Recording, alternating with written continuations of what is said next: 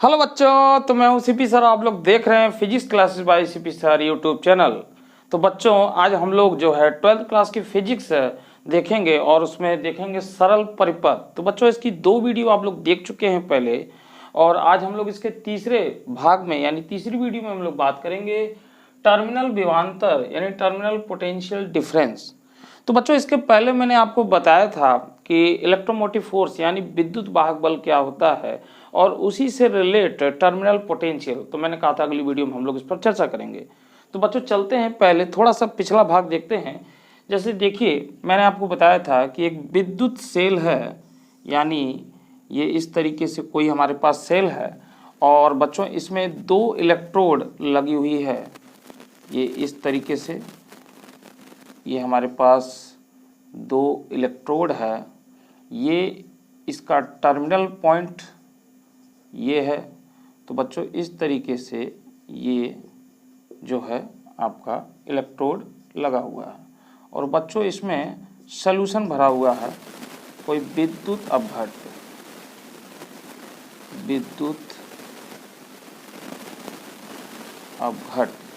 तो बच्चों इसमें कोई विद्युत अपघट्ट भरा हुआ है।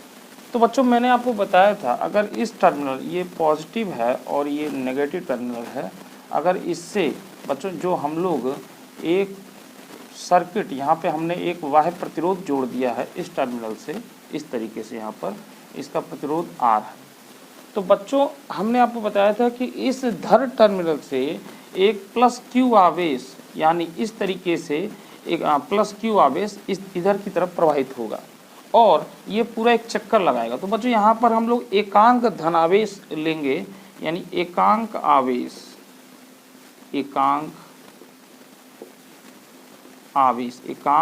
धन आवेश, ठीक है। तो एकांक धन आवेश को बच्चों जब इस टर्मिनल से यानी इस पॉइंट से हम जब ले जाते हैं, इस तरीके से ये चलता जाता है और यहाँ पर आता है, तो बच्चों ये ऋण टर्मिनल की ओर पहुँच के फिर यहाँ से बच्चों इस टर्मिनल से यानी इस टर्मिनल से इस टर्मिनल की मतलब इस इलेक्ट्रोड से इस इलेक्ट्रोड की, सॉरी टर्मिनल नहीं, इस इलेक्ट्रोड से इस इलेक्ट्रोड की आता है। तो बच्चों यहाँ पर देखें, ये ऋण इलेक्ट्रोड है यानी निम्न विभव पर होता है और निम्न विभव से उच्च विभव की ओर जा रहा है। तो बच्चों यहाँ से लेके यहाँ तक आने में और फिर यहाँ से इसी पॉइंट पर मिलने पर ये पूरा एक चक्कर लगा लेता है। तो एक चक्कर लगाने पर यानी हम यूँ कहेंगे किसी एकांक आवेश को किसी विद्युत सेल में सेल सहित जो है एक पूर्ण चक्कर करने में जो है कि विद्युत सेल द्वारा जो ऊर्जा दी जाती है या इसमें जो कार्य किया जाता है, इतने एक चक्कर में किए गए कार्य को ही हम लोग क्या कहते हैं, इस सेल का विद्युत वाहक बल कहते हैं। बच्चों, इस सेल का विद्युत वाहक बल कहते हैं। यानी एकांक धनावेश को, एकांक आवेश को जो है कि हम लोग एकांक धनावेश को जो है कि पूरे सेल में किसी परिपथ में सेल सहित यानी पूर्ण सेल में जो है कि एक चक्कर ले जाने में जो सेल द्वारा ऊर्जा दी जाती है, जो इसको ले जाने में किया गया कार्य है, दोनों तरह से कह सकते हैं, तो उसी को हम लोग क्या कहते हैं, विद्युत वाहक बल कहते हैं और इसको हम लोग E से प्रदर्शित करते हैं बच्चों। तो बच्चों, ये तो विद्युत वाहक बल है, परंतु अगर टर्मिनल विभवांतर की बात करें तो बच्चों यहाँ पर यहाँ से स्टार्ट होगा और यहीं तक, यानी इसमें ये केवल बाह्य जो है कि परिपथ के लिए होता है। जैसे कि मैंने आपको बताया कि ये जो सर्किट है यहाँ पे जुड़ा हुआ है, इसको हम लोग बाह्य परिपथ बोलते हैं, बाह्य परिपथ। और बच्चों, ये जो इसका अंदर पार्ट है इसको हम लोग बोलते हैं आंतरिक परिपथ, आंतरिक परिपथ, इसको हम लोग बोलते हैं आंतरिक परिपथ। तो बच्चों, यहाँ पे ध्यान दें कि इसमें केवल बाह्य परिपथ में यानी एक टर्मिनल से दूसरे टर्मिनल पर जाने पर यानी इन दोनों बिंदु, ऐसे मान लेते हैं ये प्रतिरोध है तो इसका A बिंदु है, उसका B बिंदु है, इन दोनों बिंदुओं के विभव का अंतर ही टर्मिनल विभवांतर कहलाता है। यानी हम यूं भी कह सकते हैं कि इस बिंदु से इस बिंदु तक एकांक आवेश को ले जाने में किया गया कार्य या सेल द्वारा दी गई ऊर्जा ही हमारा इसका इन 2 बिंदुओं का विभवांतर यानी टर्मिनल विभवांतर कहलाता है। तो बच्चों, यहाँ से यहाँ तक इन 2 बिंदुओं का बीच का इनके विभव का अंतर ही हमारा टर्मिनल विभवांतर है। तो यहाँ से केवल यहाँ तक जाने पर यानी इसके टर्मिनल जाने पर परंतु यहाँ से पूरा एक चक्कर लगाने पर ये जो होगा विद्युत वाहक बल होगा बच्चों। तो यहाँ पे हम इसकी परिभाषा सिंपली दे सकते हैं, यानी इसमें बहुत बड़ी तामझाम की जरूरत नहीं पड़ेगी। इसकी सिंपली परिभाषा कह सकते हैं कि किसी विद्युत सेल के बाह्य परिपथ में किन्हीं दो बिंदुओं के बीच उनके विभव का अंतर ही उनका टर्मिनल विभवांतर कहलाता है। या ऐसे कह सकते हैं कि किसी विद्युत सेल के बाह्य परिपथ में किन्हीं दो बिंदुओं के बीच एकांक आवेश को ले जाने में किया गया कार्य अथवा सेल द्वारा दी गई ऊर्जा ही उन दो बिंदुओं के बीच का टर्मिनल विभवांतर कहलाता है। ये ज़्यादा परिभाषा होता है। तो बच्चों ये टर्मिनल आपका विभवांतर है। अब देखिए इसके लिए हम लोग क्या करते हैं, एक सूत्र निकाल लेते हैं। तो देखिए सूत्र कैसे निकालेंगे, यानी मतलब इसके लिए एक हम लोग नोट्स लिख लें।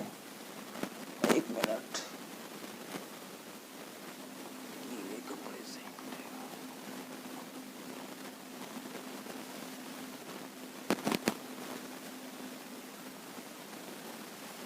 तो बच्चों देखिए एक हमारे पास इस तरीके से एक सर्किट है और यहाँ पर हमने कोई सेल लगा दिया है। तो बच्चों ये धन है, ये ऋण है और ये इसका विद्युत वाहक बल है बच्चों। और ये तो बच्चों ये क्या होता है कि सेल के अंदर, जैसे कि मैंने अभी बताया कि ऋण इलेक्ट्रोड से धन इलेक्ट्रोड की ओर जाता है, यानी निम्न विभव से उच्च विभव की ओर। तो ये सेल यानी सेल के अंदर विद्युत अपघट्ट के अंदर यानी जो आवेश है वो ऋण इलेक्ट्रोड से धन इलेक्ट्रोड की ओर जो प्रवाहित होता है ये उसको इंडिकेट करता है, यानी ऋण इलेक्ट्रोड से धन इलेक्ट्रोड की ओर विद्युत वाहक बल को दिष्ट किया जा रहा है। तो बच्चों ये इस यानी यहाँ से धारा यूँ होगी प्रवाहित और इस तरीके से चलते हुए सर्किट को पूरा करते हुए ये आपका इधर की ओर आ जाएगा। तो ये आपका धारा है बच्चों, ये इसमें धारा बह रहा है और ये इसका आपका जो है एक प्रतिरोध लगा गया, बाह्य प्रतिरोध। तो बच्चों हम यूँ कह सकते हैं कि अब यहाँ पे हम लोग लिख लें, इसके लिए क्या लिखेंगे कि किसी सेल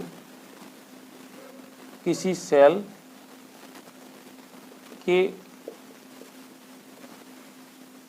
परिपथ किसी सेल के परिपथ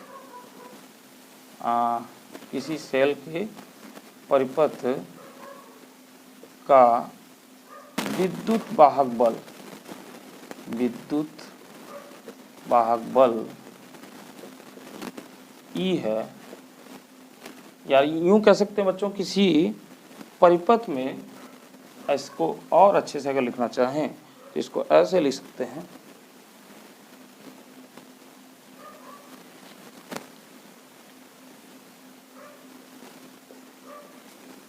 किसी परिपथ, एक मिनट पानी आ गया,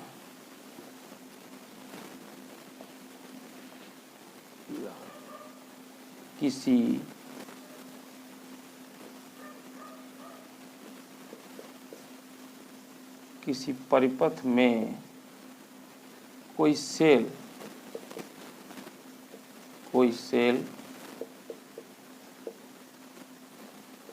जुड़ा है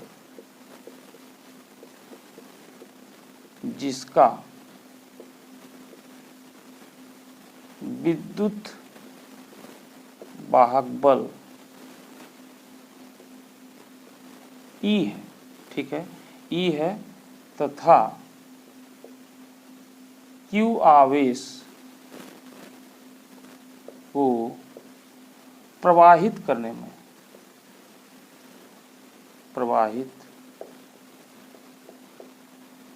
में W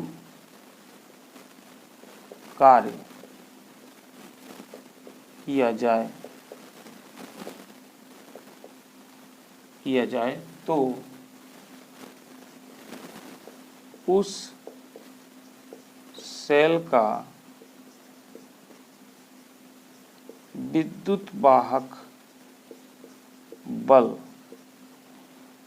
यानी E बराबर क्या हो जाएगा बच्चों, W/Q, यानी किया गया कार्य और उस एकांक आवेश के अनुपात को ही हम लोग क्या कह रहे हैं, विद्युत वाहक बल कहते हैं बच्चों।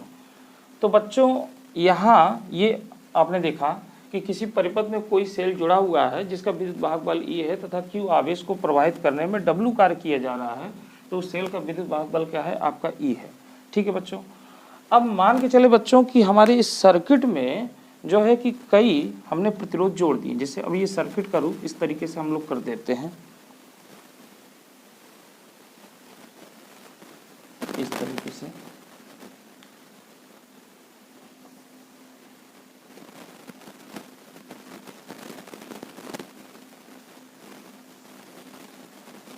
इसमें 3 हमने प्रतिरोध लगा दिए और ये हमने सेल लगा दिया। ठीक बच्चों, ये प्लस माइनस और E और ये इसका दिष्ट। तो बच्चों इस तरीके से इसमें I धारा I, तो बच्चों इसके ये 2 पॉइंट इस तरीके से ये, तो बच्चों ये जो W कार्य किया जा रहा है, तो आवेश तो पूरे परिपथ में जाएगा, आवेश समान होगा पूरे परिपथ में, आवेश क्या होगा, समान होगा यहाँ पर। तो चाहे हम I लिखें चाहे Q लिखें, इससे दिक्कत नहीं है। तो बच्चों पूरे परिपथ में आवेश समान होगा, परंतु जो कार्य होगा वो इन सभी यानी प्रतिरोधों के दोनों बिंदुओं के बीच में अलग अलग कार्य होगा। यानी अगर इसके बीच किया गया कार्य W1 हो, इसके बीच किया गया कार्य W हो और इसके 3 हो, तो बच्चों यहाँ पे देखिए हम लोग क्या देखते हैं कि Q आवेश पूर्ण परिपथ में समान होगा, परंतु परिपथ के भिन्न भिन्न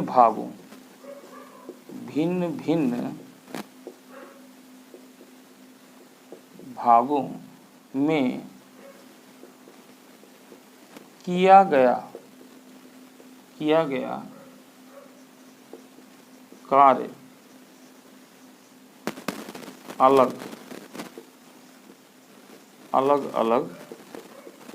होगा। यदि किया गया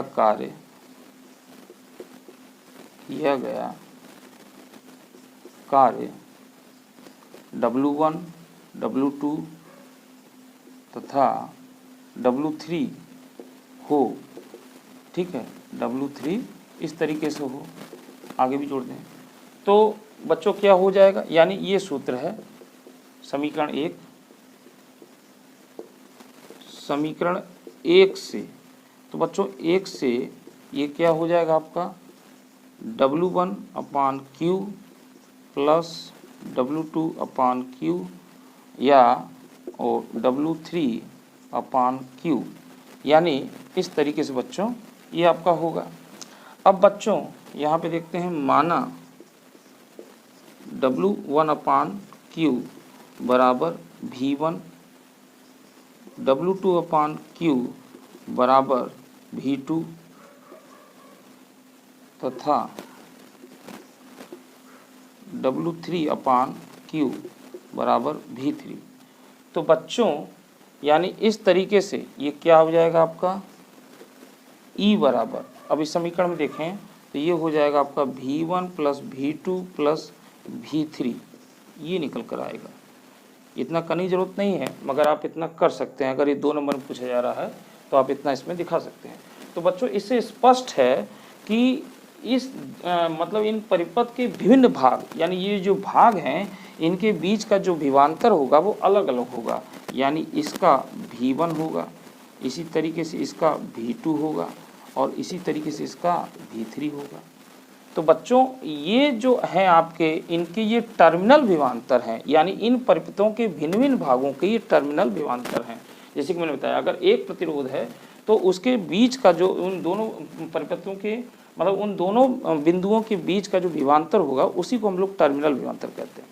तो बच्चों इससे परिभाषा हम लोग लिख सकते हैं, लिखें यहाँ पर, अतः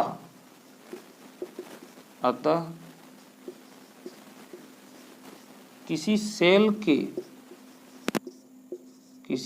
के बाह्य परिपथ के किन्हीं दो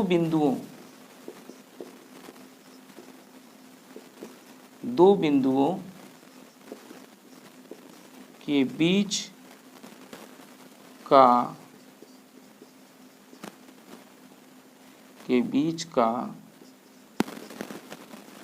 विभवांतर टर्मिनल विभवांतर कहलाता है। टर्मिनल विभवांतर कहलाता है। तो बच्चों इसको इस तरीके से हम लोग दिखा सकते हैं, या अथवा करके कैसे लिखें, ये लिख सकते हैं कि किसी सेल के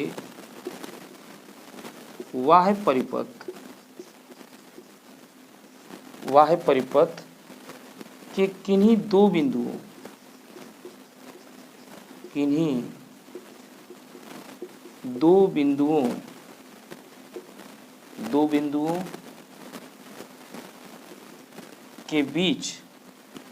बिंदुओं के बीच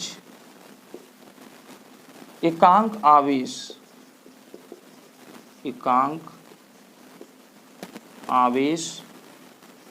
को ले जाने में किया गया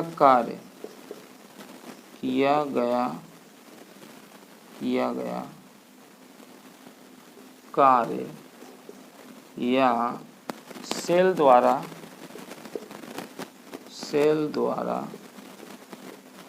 ली गई ऊर्जा उन दो बिंदुओं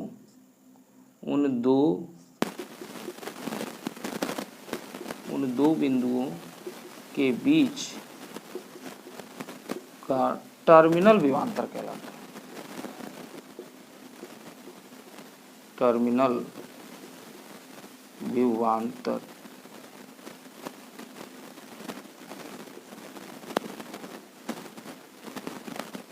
कहलाता है।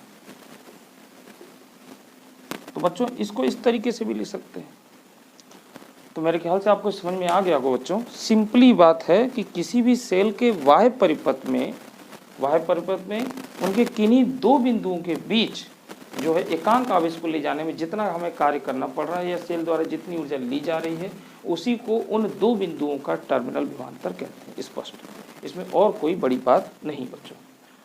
अब बच्चों इसको एक सिंपली हम लोग एक तरीके से और समझ सकते हैं। देखिए यहाँ पर जैसे कहने का मतलब ये है कि अगर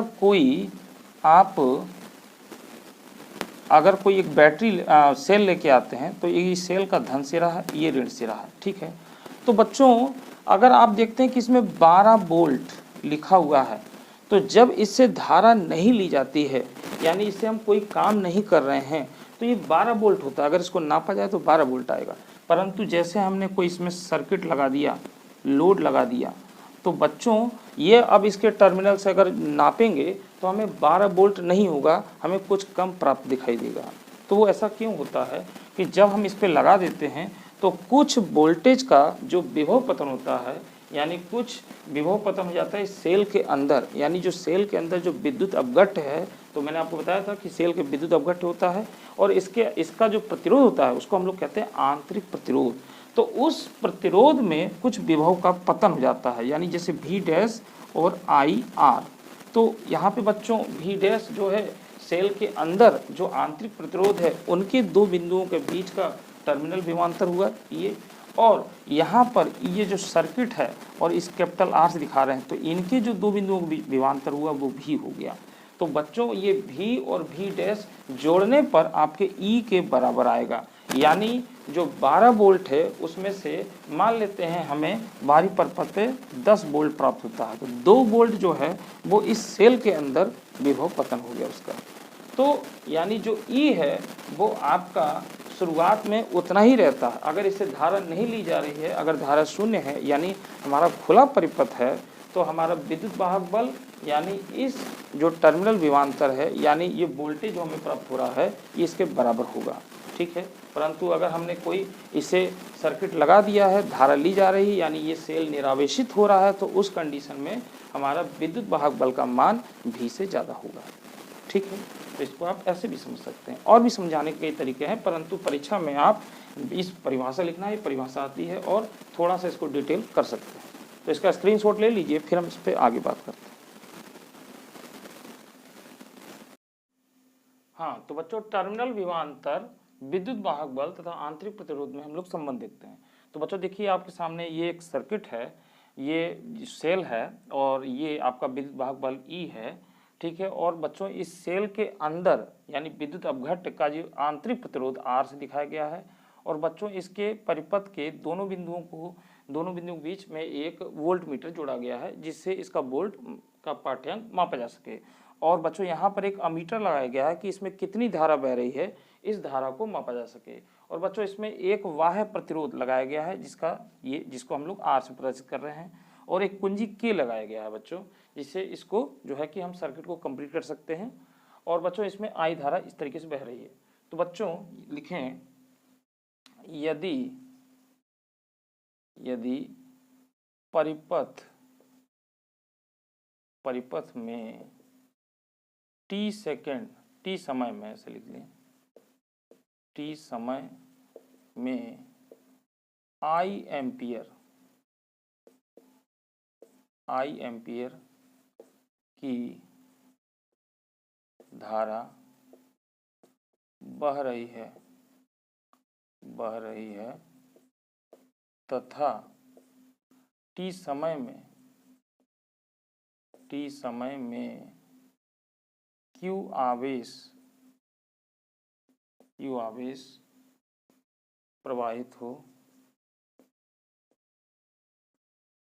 आवेश प्रवाहित हो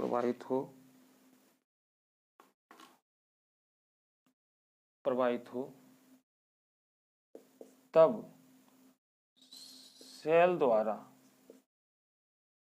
सेल द्वारा दी गई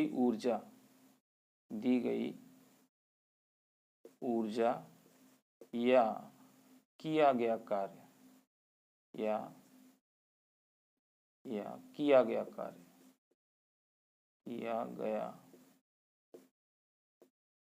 कार्य। तो बच्चों यदि इस परिपथ में t समय में अगर I एम्पीयर की धारा बह रही है तथा t समय में Q आवेश प्रवाहित हो, तब सेल द्वारा जो ऊर्जा दी जा रही है या किया जा कार्य है वो क्या हो जाएगा आपका W बराबर ये हो जाएगा Q E इंटू Q। तो बच्चों यहाँ पे या Q बराबर हमारे पास क्या होता है I इंटू T, इसीलिए ये क्या हो जाएगा W बराबर E I T, इसका मान रख देंगे। तो इसको समीकरण 1 कर सकते हैं, ठीक है बच्चों। परिपथ सेल के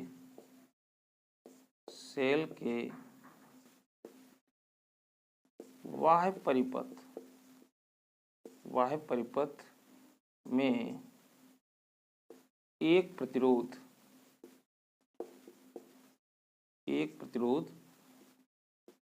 R है तथा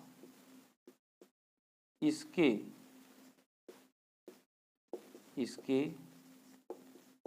सिरों के बीच का विभवांतर भी हो तो वह परिपथ में किया गया कार्य।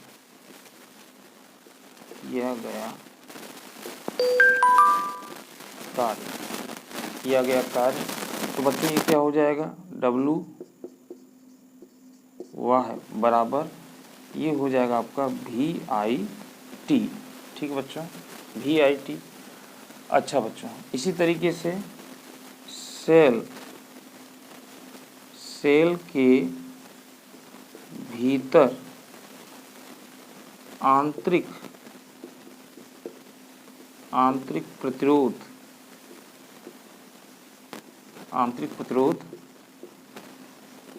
R है,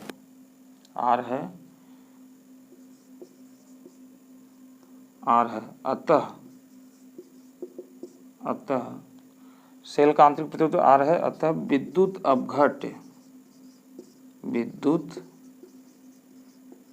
अपघट्य में विभव पतन V डैश। तो V डैश बच्चों इसका जो विभव होगा वो कितना हो जाएगा, तो ओम के नियम से निकाल सकते हैं। V डैश बराबर होता है बच्चों IR, ठीक है।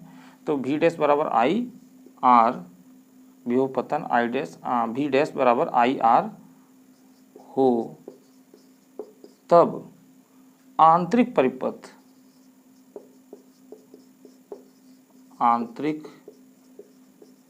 परिपथ द्वारा किया गया कार्य।